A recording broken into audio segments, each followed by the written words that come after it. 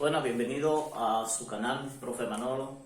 En esta ocasión nosotros vamos a estar hablando, esta parte introductoria, lo que tiene que ver con la resolución de triángulos oblicuángulos.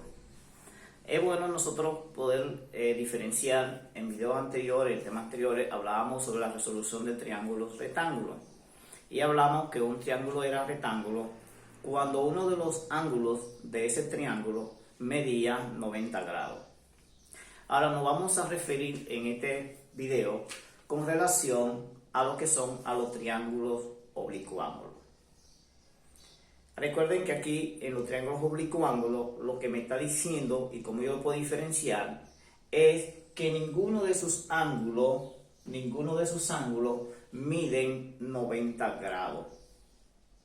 Entonces cuando vemos un triángulo que ninguno de sus ángulos miden 90 grados, entonces nos estamos refiriendo a un triángulo oblicuángulo. Tenemos dos clasificaciones en los triángulos oblicuángulos, que tenemos cuando ninguno de sus ángulos miden 90, pero que también miden lo que son, ninguno miden, son menos de 90 grados que miden. Entonces eso ya hablamos que son ángulos acutángulos. Todos los ángulos van a medir menos de 90 grados. Ahora tenemos también lo que son un triángulo oblicuángulo que se llama este tipo de triángulo obtusángulo, donde hay uno de sus ángulos que miden menos de 180 y más de 90. Sí, uno de ellos mide más de 90 grados. Si no mide 90, porque si midiera 90, entonces ¿cómo sería? Ah, claro, entonces sería un triángulo ¿cómo? Rectángulo. Recuerden esto, que cuando usted observa un triángulo que ninguno de sus tres ángulos que lo conforman miden 90, entonces estamos frente a un triángulo oblicuángulo. ¿Cómo nosotros podemos resolver lo que es un triángulo oblicuángulo? Recuerde que resolver un triángulo no es más que nosotros determinar la longitud o las longitudes de cada uno de sus lados y las medidas de cada uno de sus ángulos. Entonces, para nosotros determinar lo que es la longitud de los ángulos y la longitud de los lados, entonces tenemos lo que son la ley de los senos, o tenemos también lo que son la ley de los cosenos. Entonces nosotros lo trabajamos así dependiendo qué nos conviene según los datos que nos dan, por cuál de las dos leyes nosotros podemos determinar lo que son las longitudes o las medidas de ese triángulo, ya sea oblicuángulo o ya sea obtusángulo. La ley de los senos lo que me está diciendo es que tienen que recordar que son proporcionales. Sí, son proporcionales a los senos de los ángulos opuestos. Sí, son proporcionales esto a los senos de los del opuesto que nosotros trabajamos. Y lo que me está diciendo que la ley del seno, ¿verdad?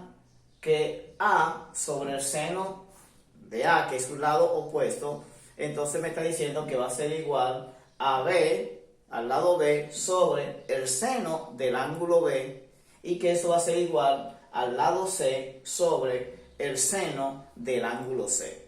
Entonces nosotros vamos a ver esto en algunos problemas donde podemos aplicar, y lo que me está hablando acerca de la proporcionalidad que trabajamos. Ahora, aplicando lo que es la ley de los cosenos, para yo determinar la longitud de cada uno de los lados, me está diciendo la ley del coseno que un lado al cuadrado va a ser igual a la suma del cuadrado de los otros dos lados menos el doble producto de esos lados por el coseno del ángulo que forman esos dos lados.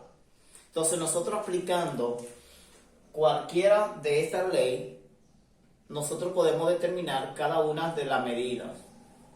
Observamos aquí que tenemos lo que son la longitud de cada uno de los tres lados, y entonces aplicamos cada una de las fórmulas que vamos a trabajar la que nos conviene en ese momento para nosotros trabajar según los datos que a nosotros nos están dando en ese momento. Recuerden que aquí nosotros tenemos lo que son los lados de cada uno.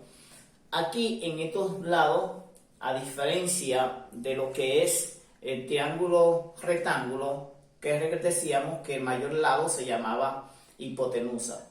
Aquí los nombres de los lados no tienen nombre porque solo estamos trabajando con triángulos oblicuángulos y no decimos, bueno, el mayor es la hipotenusa, el menor son los catetos. Aquí llamamos lados, aquí no tenemos ni catetos ni tenemos tampoco hipotenusa. Ven que aquí no estamos diciendo que va a ser igual al seno de fulano, no.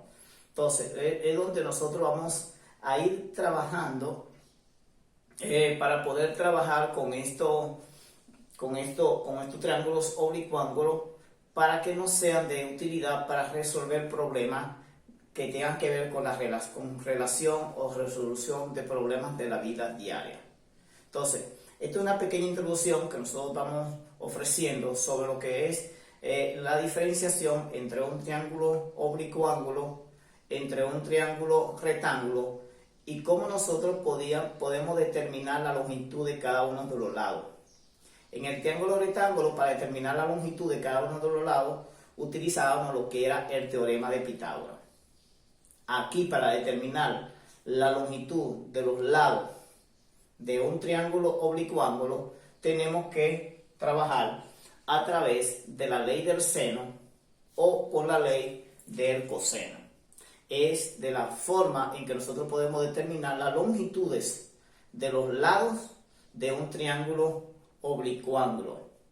Queremos que eso quede bien claro, por eso estamos haciendo esta aclaración para que ustedes puedan entender y puedan diferenciar cómo podemos trabajar en un triángulo oblicuángulo y con qué podemos trabajar en un triángulo rectángulo.